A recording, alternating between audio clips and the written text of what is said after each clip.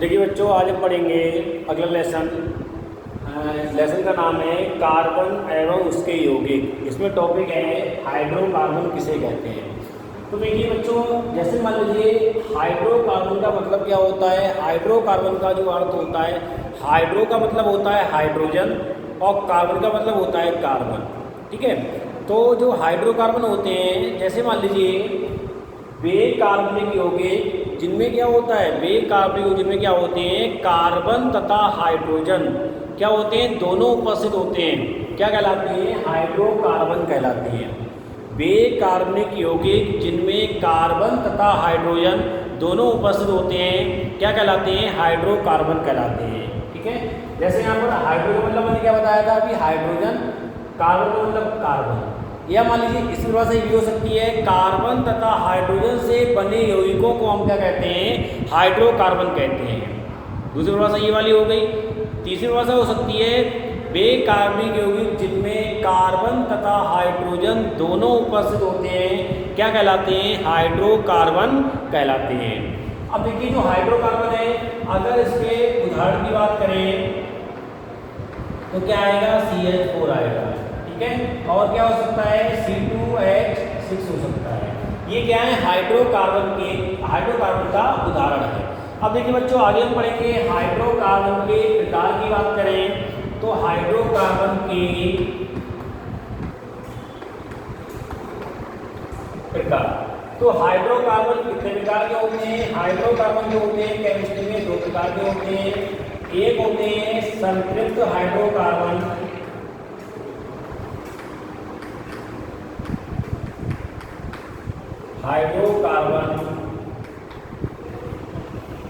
और सेकंड होता है इसमें असंतृप्त हाइड्रोकार्बन।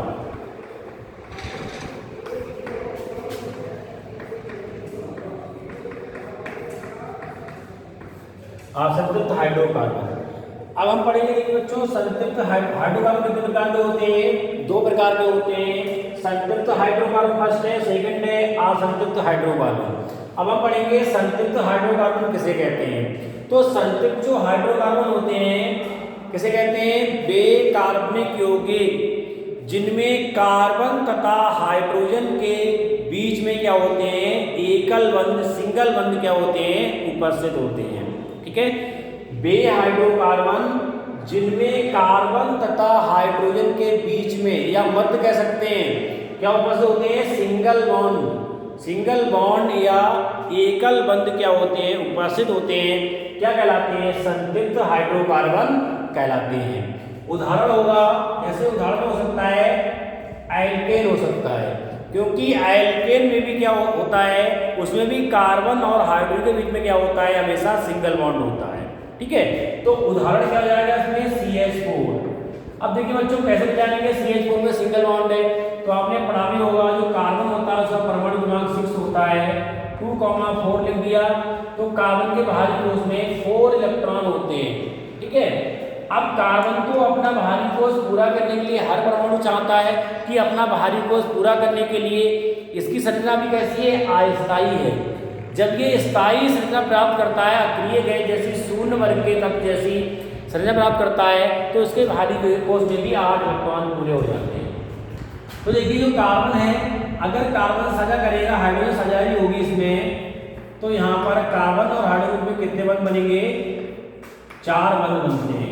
हाइड्रोजन का परमाणु क्रमांक कितना होता है, बंध होता है। ठीक है, तो इसे 1 इलेक्ट्रॉन चाहिए, इसे 4 चाहिए। ठीक है, तो ये 4 हाइड्रोजन जब साझेदारी करता है तो वहां पर यहाँ पर एक इलेक्ट्रॉन की साझेदारी होती है, वहां पर सिंगल बॉन्ड बनता है। ठीक है, तो सभी में एक इलेक्ट्रॉन की साझेदारी होगी, तो कार्बन के बाहरी कोश में 8 इलेक्ट्रॉन हो जाएंगे और हाइड्रोजन के बाहरी कोश में 2 इलेक्ट्रॉन, सभी के 2 इलेक्ट्रॉन हो जाते हैं। ये थे संतृप्त हाइड्रोकार्बन।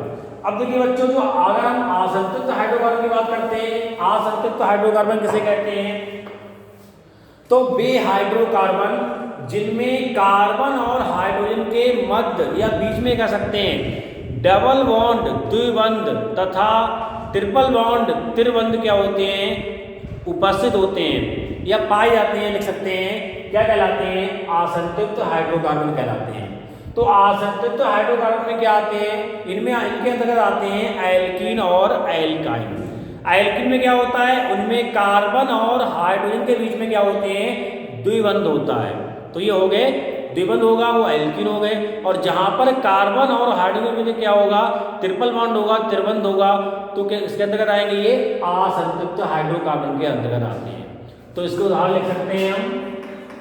उदाहरण हो जाएगा CH2 डबल बॉन्ड CH2 और एक हो जाएगा ट्रिपल बॉन्ड का हो जाएगा CH और CH। यहाँ पर कौन सा बॉन्ड लगा देंगे, ट्रिपल बॉन्ड लगा देंगे। तो इसमें क्या आएगा, एल्किन और एल्काइन आता है।